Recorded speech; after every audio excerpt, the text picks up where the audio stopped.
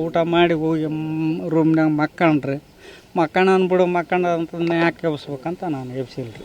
ಅಂದ್ರೆ ನಿಮ್ಮ ಮಗನ ಅವತ್ತು ಅಡುಗೆ ಮಾಡಿ ನಿಮ್ಗೆ ಊಟ ಮಾಡಿ ತಾಯನೇ ಕೈ ಮುಟ್ಟಿ ಮಾಡಿ ಉಣ್ಸ್ಯಾನ್ರಿ.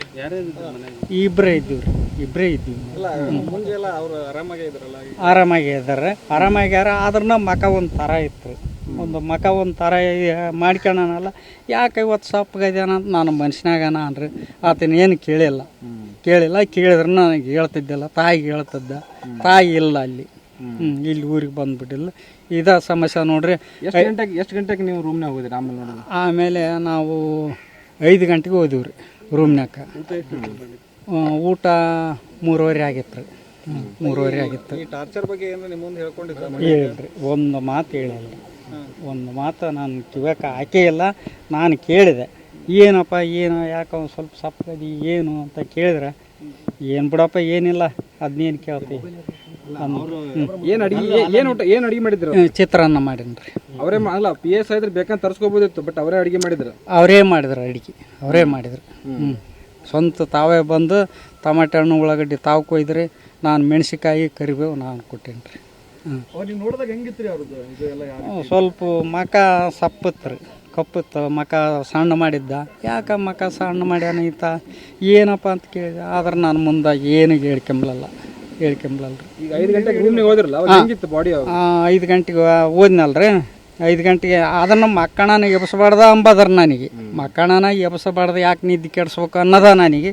ಆದರೆ ಇಲ್ಲಿಂದ ತಾಯಿ ಫೋನ್ ಮಾಡಿಲ್ಲ, ಸಾಬ್ರ ತಾಯಿ ಏನು ಡ್ಯೂಟಿಗೆ ಹೋಗ್ಯಾನ, ರೂಮ್ನಾಗ ಅದ್ಯಾನ ಅಂತ ಅಂದಾಗ, ಇಲ್ಲ ಮಲ್ಕ್ಯಾಣನ. ಅಲ್ಲ 5 ಗಂಟೆ ಆಗೈತೆ ಮಲ್ಕ್ಯಾಣನ ಅಂತಿ, ಎಬ್ಸಕ್ಕೆ ಬರೋಗಲ್ಲನ, ಒತ್ತಾಗೈತೆ ಅಂದ್ಲು. ಇಲ್ಲಿ ಬಿಡ ನಿದ್ದಿಗಟ್ಟು ಮಕ್ಕಂಡಪ್ಪನ ಯಾಕೆ ಎಬ್ಸ್ಬೇಕು ಅಂದೆ. ಹೋಗಿ ಮೊದಲು ಎಬ್ಸ್ದೇನೆ ಏನಂತೀಯ, ಮೊದಲು ಹೋಗಿ ಎಬ್ಸಂತ ತಾವು ಸಿಟ್ಟು ಮಾಡಿದ್ರು ನನಗೆ. ಆವಾಗ ಹೋಗಿ ಎದ್ದೇಳಪ್ಪ ಒತ್ತಾಗೈತೆ ಎದ್ದೇಳ ಅಂತ ಎಬ್ಸ್ತನ್ರಿ. ಹೋಗ್ಬಿಟ್ಟನ್ರಿ. ಮೊದಲು ಏನು ಫೋನ್ ಮಾಡಿದ್ರ? ಇದಕ್ಕಿಂತ ಮೊದಲು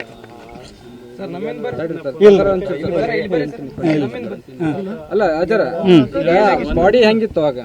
ಬಾಡಿ ಕಪ್ಪಾಗಿತ್ತು ರೀ. ಸ್ವಲ್ಪ 4 ಹನಿ ರಕ್ತ ಬೀಳ್ತಾರೆ ತೆಳಗೆ. ಎಲ್ಲಿ?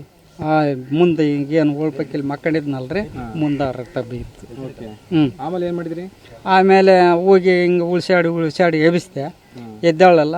ನನಗೆ ಧೈರ್ಯ ಆಗಲಿಲ್ಲ. ಹೊರಗೆ ಬಂದು ಪಕ್ಕದವ್ರನ್ನ ಕರೆದೆ, ಮಕ್ಕಳನ್ನ ಎದ್ದೇಳು ಅಲ್ಲ ಬರ್ರಿಯಪ್ಪ ಅಂತೇಳಿ. ಬಂದ್ರು ಅವರು.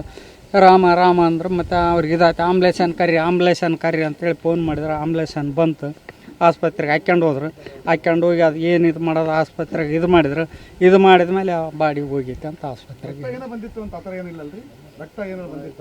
ರಕ್ತ ಸ್ವಲ್ಪ ತೆಳಗೆ ಬಿದ್ದಿತ್ತು ರೀ. ಮೂಗಿನಾಗ್ಲಿದ್ದ. ಚೀಟಿ ಪಾಟಿ ಅಂಥವು ಏನು ಚೆಕ್ ಮಾಡಿಲ್ರಿ ಸರ್.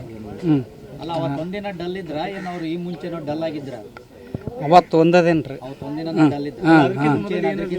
ಇಲ್ಲ. ಅವ್ರ ಆರೋಗ್ಯ ಹೆಂಗಿತ್ತು ಸರ್ ಮೊದಲಿಂದ? ಚೆನ್ನಾಗಿದೆ ಮೊದಲಿದ್ದ ಚೆನ್ನಾಗಿದೆ ಅನ್ರಿ. ಅವತ್ತ ಸ್ವಲ್ಪ ಮಕ ಸಣ್ಣ ಇತ್ತು. ಅದಕ್ಕಿಂತ 4 ದಿವಸ ಮುಂದೆ ಜ್ವರ ಬಂದಿದ್ರು. ಜ್ವರ ಬಂದಾಗ ಯಾಕೆ ಇದೆ ಅಂತೇಳಿ ಅವ್ರ ಮಾವು ಬೈದ್ದ. ಯಾಕೆ ಸಪ್ಪಗದಿ ಏನು? ಇಲ್ಲ ಜ್ವರ ಬಂದು ಸರ್ ಟ್ರಾಂಪ್ಲೇಟ್ ತಗೊಂಡಿನ ಅಂತ ಹೇಳಿದ. ಇಲ್ಲಿ ಬಾರಪ್ಪ ಆಸ್ಪತ್ರೆಗೆ ಹೋಗೋಣ ಅಂತೇಳಿ ಮಾವ ಅಳಿಯ ಹೆಡ್ತಿ ಹೋಗಿ ಆಸ್ಪತ್ರೆಗೆ ತೋರಿಸ್ಕೊಂಡು ಬಂದು ಇದು ಮಾಡಿದ್ರೆ ಆರಾಮಾಗಿನ ಅಂತ ಹೇಳಿದ.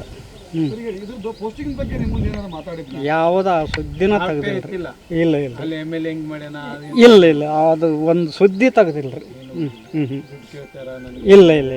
ಇಲ್ಲ ಆ ಸುದ್ದಿ ನಾನು ಮುಂದೆ ತೆಗ್ದೇ ಇಲ್ಲ.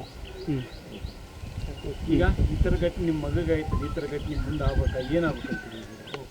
ಈಗ ನೋಡ್ರಿ, ಈ ಥರ ಆಗಬಾರ್ದು. ಮುಂದೆ ಇದ್ದಂಥ ಅವ್ರ ಕುಟುಂಬಿಗೆ ಯಾವುದಾರ ಒಂದು ದಾರಿ ಬೇಕು. ಹೆಂಗಿತ್ತು ಅಜರ್ ನಿಮ್ಮ ಮಗಂದು? ಎಷ್ಟು ಕಷ್ಟಪಟ್ಟು ನೌಕರಿ ತೊಗೊಂಡ, ಏನಿತ್ತು ಅದು ಆತಗ ಗೊತ್ತರೆ ನನಗೆ ಗೊತ್ತು. ಮಗಂದ ನಾವು ಕಷ್ಟಪಟ್ಟು ಹೆಂಗೆ ಓದಿಸಿದ್ವಿ, ಹೆಂಗೆ ಜೋಪಾನ ಮಾಡಿದ್ವಿ, ಹೆಂಗೆ ಬಿಟ್ಟಿವಿ ಅನ್ನೋದು ಆತಗ ಗೊತ್ತು, ನನಗೆ ಗೊತ್ತು ರೀ. ಭಾಳ ಕಷ್ಟಪಟ್ಟು ಕೂಲಿ ಕೆಲಸ ಎಲ್ಲ ಮಾಡ್ತಿದ್ದ ಅಂತ ಮಾಡಿ ಮತ್ತು ಓದಿಸಿದ್ವಿ.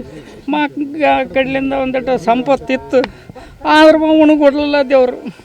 ಉಣ್ಕೊಡ್ಲ ಈಗಿನ ಕಾಲದಲ್ಲಿ ಒಂದು ಸರ್ಕಾರ ನೌಕರಿ ತಗೊಳ್ಳೋದು ಬಹಳ ಕಷ್ಟ ಇದೆ. ಕಷ್ಟ ಐತ್ರಿ. ಬಟ್ ಈಗ 8 ಸರ್ಕಾರ ನೌಕರಿಗಳನ್ನು ತಗೊಂಡಿದ್ದಾರೆ. ಹಾಂ ಹಾಂ ಹಾಂ ಏನು